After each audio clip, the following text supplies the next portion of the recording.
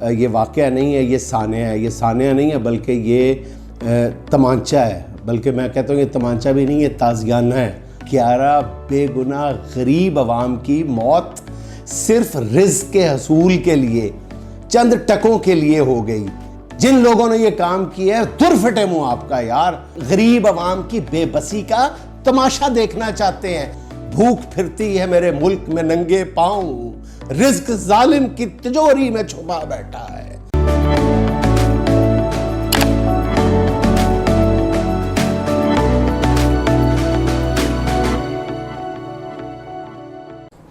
बिस्मिल्लाहिर्रहमानिर्रहीम। अस्सलाम वालेकुम ख़वातीन व हज़रात, मैं हूं जुनैद सलीम और आप देख रहे हैं इंसाफ डिजिटल। सर, ये 2 दिन पहले जो कराची में वाक़या हुआ है, इसके बारे में क्या कहेंगे? कहने को कुछ रह गया? कोई बात मेरे पास है जो मैं कह सकूं और वो आपके जहन में ना हो? कोई ऐसी बात इस हवाले से ऐसी है जो किसी दर्दमंद पाकिस्तानी के दिल में हो और दूसरा उस हवाले से ना सोच रहा हो, दूसरा इस वाक़े को किसी और ज़ाविये से सोच रहा हो? कतन नहीं। सब लोग इस ये वाक़या नहीं है, ये सानिया है। ये सानिया नहीं है बल्कि ये तमांचा है, बल्कि मैं कहता हूँ ये तमांचा भी नहीं, ये ताज़ियाना है। ये बहुत खौफनाक वाक़या है यार। आप इस बात की शिद्दत को ज़रा महसूस करो। और उससे बड़ा वो जो कहते हैं ना कि हादसे से बड़ा सानिया ये होगा, लोग ठहरे नहीं हादसा देखकर। ये वही हुआ है कि उससे बड़ा सानिया ये वाक़या ये रूनुमा हुआ है कि वहाँ पे ज़कात लेने के लिए कराची में लोग जमा थे। 11 बेगुनाह गरीब आवाम की मौत सिर्फ रिज़्क़ के हसूल के लिए, चंद टकों के लिए हो गई। और उसके बाद असल सानिया ये हुआ कि जो बंदा ज़कात तकसीम कर रहा था उसको नाकस इंतज़ामात के इल्ज़ाम में गिरफ़्तार कर लिया गया। दुर फिटे मुंह तोड़ा, दुर दिलानत। जिन लोगों ने ये काम किया है, दुर फिटे मुंह आपका यार। मैं नर्म से नर्म अल्फाज में ये बात कह सकता हूं कि दुर फिटे मुंह आपका। आपने सोचा नहीं आप क्या कर रहे हैं? आपने ये कैसे तसव्वुर कर लिया कि उसके इंतजामात, ये इंतजामात करना छोड़े, उन गरीबों के पेट का जहन्नुम भरना आपका फर्ज था जो कोई और पूरा कर रहा था। और अगर कोई बंदा जो है वो ये काम कर रहा है और उस दौरान भगदड़ मच गई, उस दौरान कोई बदइंतजामी का वाकया पेश आ गया, तो आपने उसको गिरफ्तार कर लिया ताकि आपको कुछ फेस सेविंग मिल जाए, ताकि आपको कोई आई वॉश मिल जाए। कुछ शर्म करें, कुछ थोड़ी सी हया कर लें, थोड़ी सी हया कर लें कि आपने हरकत क्या की है। आइंदा के बाद कोई बंदा, कोई साहिब दिल, कोई साहिब सरवत, कोई बंदा जो दे सकता है दूसरों को, वो बिल्कुल ये हरकत ना करे। उससे पहले ज़िले इंतज़ामिया से इजाज़त ले, ज़िले इंतज़ामिया उससे पैसे ले, पैसे मांगे ज़िले इंतज़ामिया के। अगर आप ज़कात देना चाहते हैं, अगर आप लोगों में राशन तकसीम करना चाहते हैं, तो पहले हमारी जेब गर्म करें, उसमें 1-1.5 महीना वो DC ऑफिस के धक्के खाए और फिर आप उसको इजाज़तनामा मरहमत फरमाएं। खुदा के लिए यार आप सोचो तो सही, अब करते क्या हो? आप किस दुनिया के बासी हो? आपको एहसास नहीं है आपने क्या हरकत की है? पूरी दुनिया में कितनी जगह आई हुई है हमारी कि एक बंदा जो ज़कात दे रहा है वहां पे भगदड़ मच गई और आपने उसको गिरफ्तार कर लिया कि तुमने हिफाजती इंतजामात पूरे नहीं किए। हिफाजती इंतजामात के चाचो मामो, ये तुम्हारा फर्ज बनता था। हिफाजती इंतजामात तो दूर की बात है, उन गरीबों का पेट भरना तुम्हारा फर्ज बनता था। पेट नहीं भर सकते तो वहां पे हिफाजती इंतजामात करना तुम्हारा फर्ज बनता था। तुम्हें यह तो बहुत अच्छी तरह पता है कि फलां गली की फलां नुक्कर के फलां घर के फलां चौबारे में इमरान खान का हमायती रहता है। यह नहीं पता चला कि वहां पे कराची शहर में एक घर के बाहर हजारों लोग चंद पैसों के लिए, आटे के लिए, राशन के लिए लंबी लाइनें लगा के खड़े हैं। यह तुम्हें नजर नहीं आया? बेशरम लोगों। सर, ये मुझे लगता है कि मियां साहबान जो है ना हर वक्त फैले हुए हाथ देखना चाहते हैं। ये असल में हुआ ये है, ये ऊपर से ये ट्रिकल डाउन इफेक्ट है। ये हमारे हुक्मरानों का ट्रिकल डाउन इफेक्ट है जो नीचे उतर रहा है। ये आप मैं तुम्हें एक बात बताऊं, ये एक बहुत ही क्लोज मेरे दोस्त हैं, ब्यूरोक्रेट है, बहुत सीनियर पोजीशन पे रहे हैं और एक अरसे तक वो ये शरीफों के साथ, नवाज शरीफ साहब के साथ भी और शहबाज शरीफ साहब के साथ भी वो काम करते रहे हैं। उन्होंने बड़ी खूबसूरत बात कही थी, वो ये 2-3 साल पहले की बात है, मैंने उनसे किसी हवाले से बात की। वो कहने लगे, उन्होंने मुझे बताया कि जुनैद भाई, ये शहबाज शरीफ और नवाज शरीफ और इस पूरे ख़ानदान को ज़कात, राशन, इस तरह की चीज़ें अपने हाथों से देने का, बांटने का शौक़ है। वो कहता था कि मैं एक स्कीम बना के लेके गया शहबाज शरीफ साहब के पास जब वो चीफ मिनिस्टर थे, तो उन्होंने वो रिजेक्ट करके फेंक दी। मैं उसमें कोई तरमीम करके दोबारा लेके गया, दोबारा फेंक दी, तीसरी दफ़ा लेके गया, तीसरी दफ़ा उन्होंने फेंक दी रद्दी की टोकरी में। चौथी दफ़ा जब मैं लेके गया तो मैंने उसमें ये एडिशन की कि सर, आप जब पहली दफ़ा जाएंगे और अपने हाथों से लोगों में ये तकसीम करेंगे तो आपकी तस्वीरें, मीडिया कवरेज बल्ले बल्ले हो जाएगी। तो शहबाज शरीफ साहब ने फ़ौरन उस तजवीज़ को ओके कर दिया।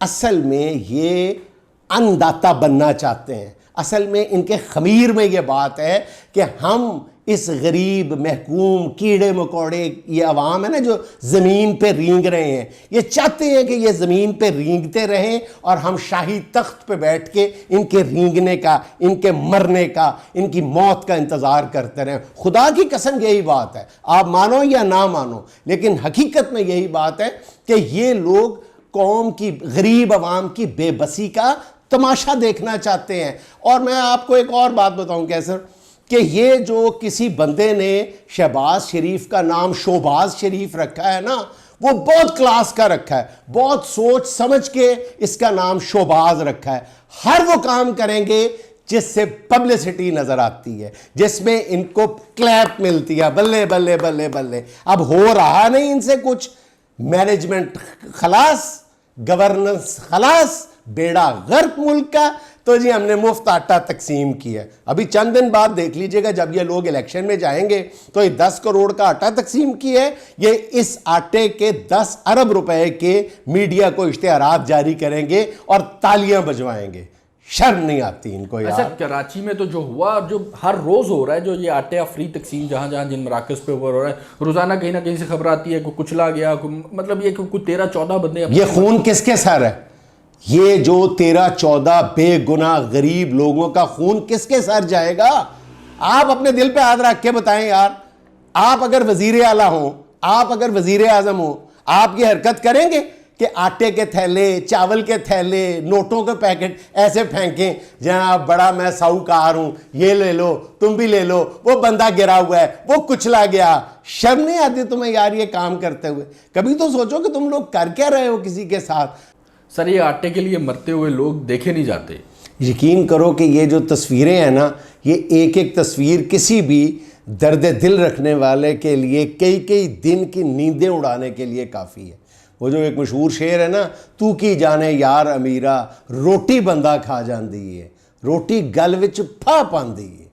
अब समझ आया कि रोटी गले में फा कैसे डालती है। एक रोटी के लिए इंसान अपनी जान गंवा देता है। और मेरे एक बहुत ही मोहतरम खूबसूरत बुज़ुर्ग ने एक बहुत ही खूबसूरत बात कही थी। उन्होंने कहा था कि एक बात याद रखना कि आज जो लोग रोटी के लिए मर रहे हैं ना, रोटी के लिए मर रहे हैं, कल को ये तुम्हें मारने से गुरेज नहीं करेंगे।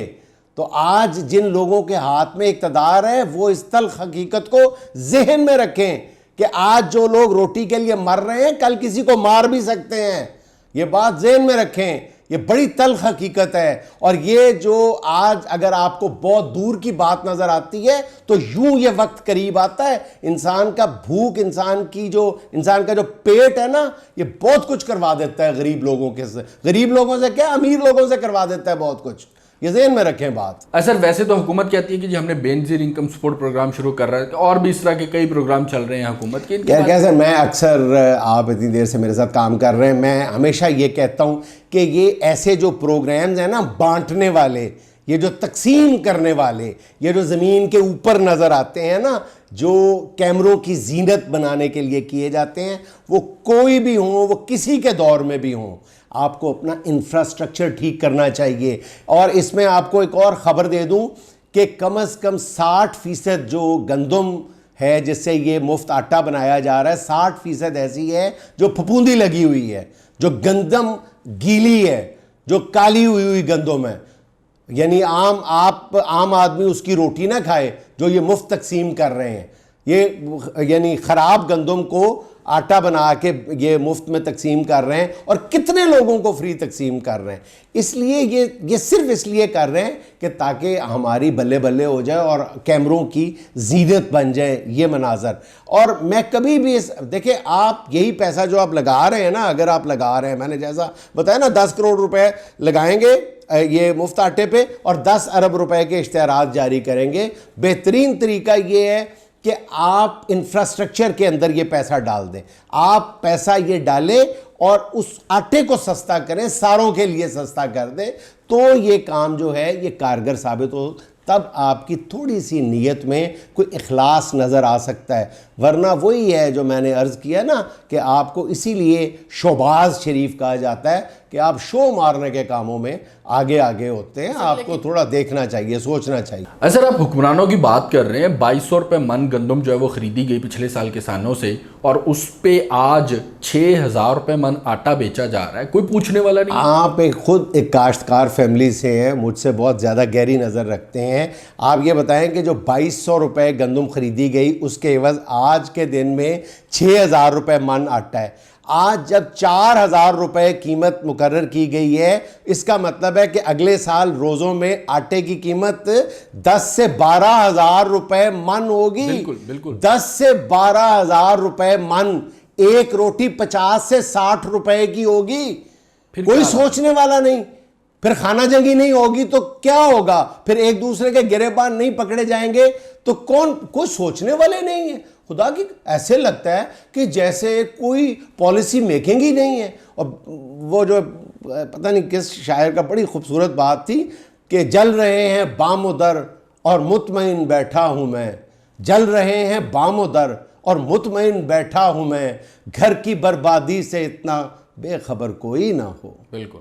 सर, वैसे इमदादी कीमत जो मर्जी हो, असल में तो एट दी एंड जेबें भरती हैं ज़ख़ीरा अंदोज़ों की, मफाद परस्तों की, मोटे पेट वालों की। मोटी तोंदों, ये जो मोटी तोंदों वाले हैं ना, इन्होंने इस मुल्क का बेड़ा गर्क किया हुआ है। और ये नेक्सस है हुक्मरानों का, मुल्क के ताकतवर हलकों का, स्मगलर्स का।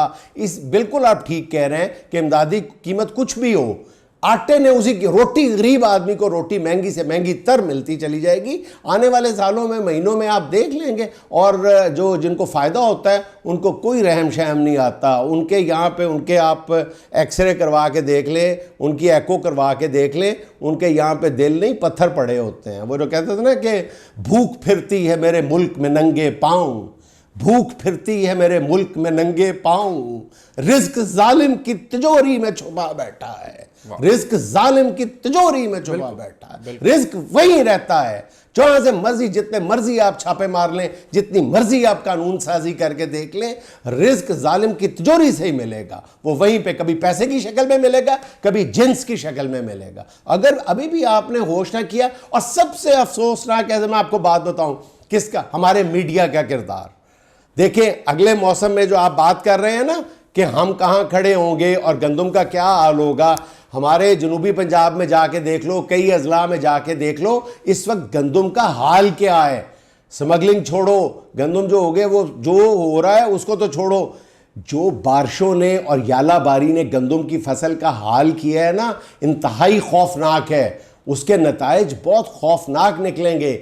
और बारिश, ये जो बारिशें हैं, ये आप जनूबी पंजाब में चले जाओ, जिस जिस इलाके में गंदम काश्त हुई है, वहाँ पे पंजाबी में कहते हैं ना, फूड़ी बिछी हुई है। यानी किसी की मौत हो जाए तो वो फूड़ी बिछाते हैं, ठीक है ना। बच्चा बच्चा जानता है, शहरों में रहने वाले लोग जानते हैं कि गांव देहात में जो गंदम की फसल है वो औलाद से ज़्यादा अजीज़ होती है काश्तकार के लिए। और वो इस वक्त एक तरह से उनके घर में मैयत पड़ी हुई है।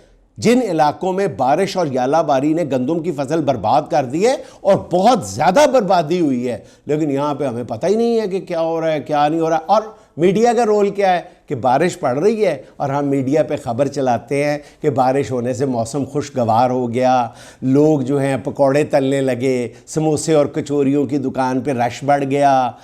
ये हम थप्पड़ मारते हैं, ये ताज़ियाने बरसाते हैं अपने दही इलाकों में रहने वाले भाइयों पे, उनके ख़ानदानों पे हम ताज़ियाने बरसाते हैं ये ख़बरें चला के कि मौसम खुशगवार हो गया, लोग घरों से बाहर निकल आए, पार्कों की रौनक लौट आई।